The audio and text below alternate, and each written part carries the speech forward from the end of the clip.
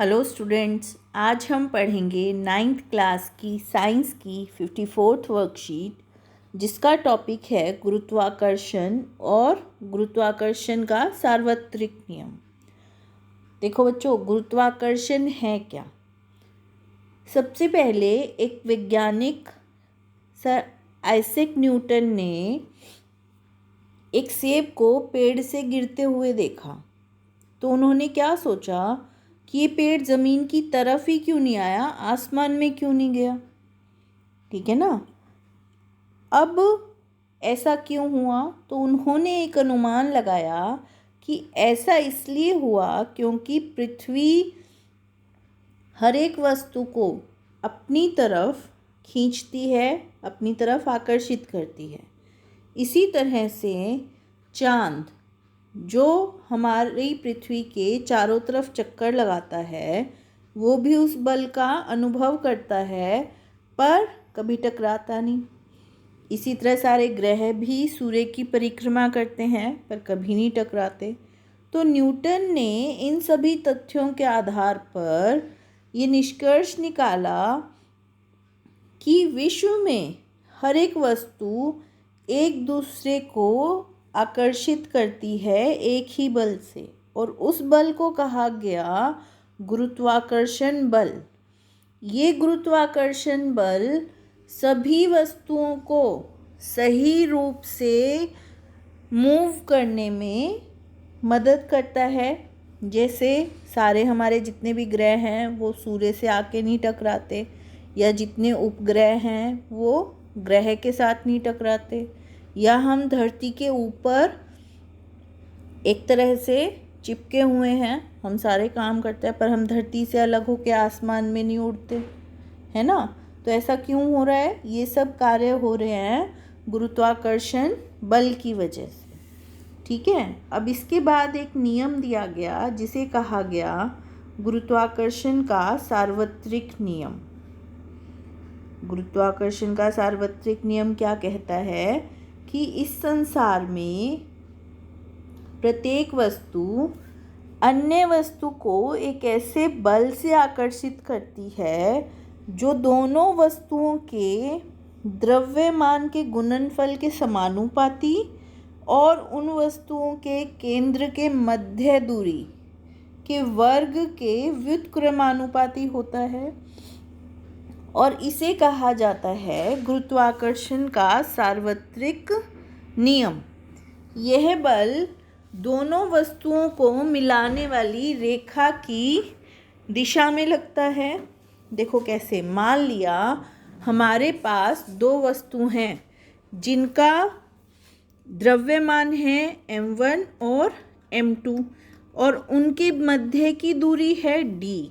तो उनके बीच लगने वाला बल क्या होगा, m1 गुना m2, और भाग किससे करेंगे, d स्क्वायर से, और ये किसके अनुपाती हो गया, f के।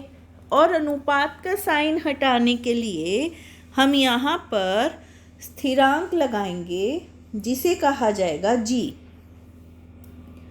और इस g को कहा जाएगा गुरुत्वीय स्थिरांक, और इसका मान है 6.673 गुना 10 की पावर -11 न्यूटन मीटर स्क्वायर पर किलोग्राम स्क्वायर। ठीक है बच्चों।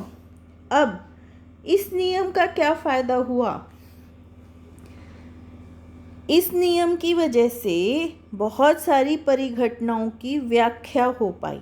कौन कौन सी, जैसे हमें पृथ्वी से बांधे रखना, पृथ्वी के चारों ओर चंद्रमा की गति, सूर्य के चारों ओर ग्रहों की गति, चंद्रमा तथा सूर्य के कारण ज्वार भाटा, समुद्र में जल का स्तर घटता बढ़ता रहता है, नदी में जल का बहना, और वर्षा का आना, वर्षा नीचे की तरफ आती है ना।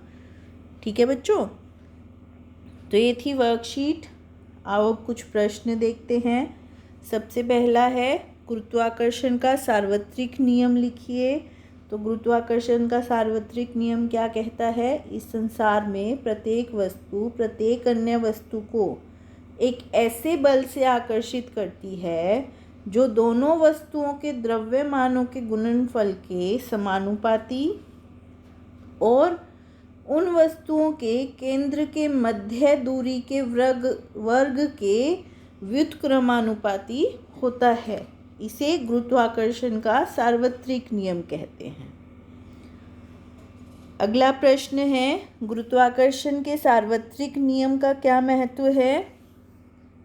तो गुरुत्वाकर्षण का सार्वत्रिक नियम अनेक परिघटनाओं की व्याख्या करता है, जिनमें मुख्य हैं हमें पृथ्वी से बांधे रखना, पृथ्वी के चारों ओर चंद्रमा की गति, सूर्य के चारों ओर ग्रहों की गति, चंद्रमा तथा सूर्य के कारण ज्वार भाटा, नदी में जल का बहना और वर्षा के लिए। यदि गुरुत्वाकर्षण बल नहीं होता तो क्या होता? अपने विचार लिखिए। आप सोच सकते हो, गुरुत्वाकर्षण बल नहीं होता तो क्या हमारा विश्व होता? क्या हमारे ग्रह और उपग्रह सूर्य के चारों ओर चक्र काट पाते? है ना?